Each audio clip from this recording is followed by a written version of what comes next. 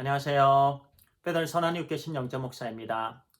2월 1일 월요일 오늘의 말씀 묵상 시간입니다. 오늘 우리에게 주신 말씀은 마태복음 18장입니다. 21절과 22절을 읽고 말씀을 나누겠습니다. 그때 베드로가 나와 이르되 주여 형제가 내게 죄를 범하면 몇 번이나 용서하여 주리이까 7번까지 하오리이까 예수께서 이르시되 내게 이르노니 7번뿐 아니라 7번을 70번까지라도 할지니라. 네, 오늘은요, 용서는 그리스도인들이 끝까지 해야 할 하나님 사랑의 실천입니다. 란 제목으로 말씀을 나누겠습니다. 좀 오래된 사건이었는데요. 2006년도 10월 달에요. 찰스 로버트라는 사람이요.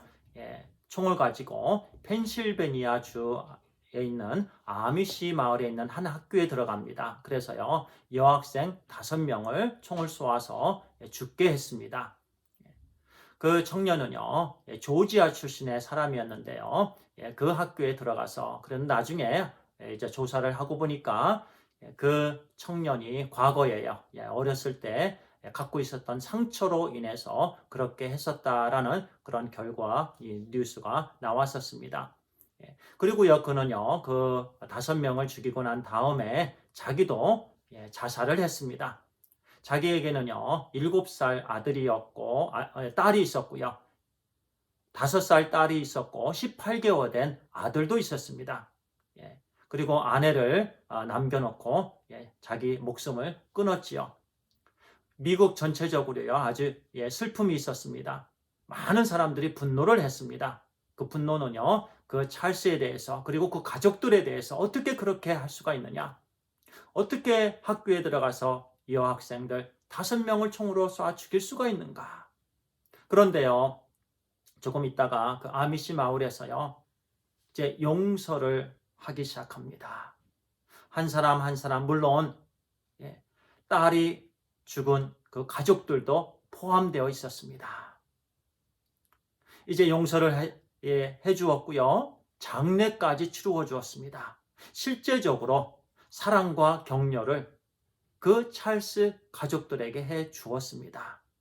그러면서 많은 사람들이 감동이 되기 시작했습니다. 결국 CNN 뉴스에 이제 그 마을 사람들이 이제 가서 또 이제 그 인터뷰를 했는데요. 또 그 말이 굉장히 감동이었습니다. 어떻게 당신들은 그 찰스 로버트를 용서할 수 있었습니까? 그들이 이렇게 말합니다. 용서 외에는 다른 것을 생각할 수 없었습니다. 용서 외에는 다른 것을 생각할 수 없었다. 얼마나 귀한 고백입니까? 오늘 본문을 통해서 주시는 교훈의 말씀입니다. 마태복음 18장 21절에서 27절까지는요. 몇 번을 용서해 줘야 되는가? 그 부분에 대한 말씀인데요. 예수님 당시에 유대 랍비들은요. 어떤 사람이 죄를 범하면 3번은 용서해 주어야 된다고 가르쳤다고 합니다. 그런데 베드로는 이제 예수님의 제자쯤 되며 예수님을 따르는 사람이면 3번이 아니라 한 7번 정도는 용서해 주어야 되겠지라고 생각했던 모양입니다. 그래서 주님께 묻습니다. 누가 내게 대해서 죄를 범하면 몇 번을 용서해 줘야 됩니까? 한 7번 정도 하면 되겠습니까? 그 질문에 주님께서는요. 아니다. 7번에 70번이라도 용서를 해야 된다. 이 말씀은요. 용서에는 한계가 없다라는 말씀입니다. 무조건 용서해야 된다라는 말씀입니다. 우리는요. 엄청난 죄에 대한 용서함을 받았습니다. 죽어 마땅한 죄인이었습니다. 극악한 죄, 우리에게 어마어마한 죄가 있었습니다. 그런데 그 모든 죄를 우리 주님께서 다 떠맡으셨고요. 채찍을 맞으셨고 가시면류관을 쓰셨고 모든 고난을 다 조롱과 비웃음과 침뱉음을 다 우리 주님께서 감당을 하셨습니다. 그리고 십자가에 오르셨습니다. 2손과 2발에 못이 박히셨습니다. 그리고 마지막 한 방울까지 모든 피를 다 흘리셨습니다. 죄가 없으신 예수 그리스도께서 우리의 죄를 용서해 주시기 위해서 주님께서 친히 그 하나님의 심판, 진노를 다 받으셨습니다. 그렇게 우리를 용서해 주셨습니다. 우리는 죄 용서함을 받은 사람들입니다. 값없는 그 은혜를 받고 구원함, 영생을 얻은 사람들이에요.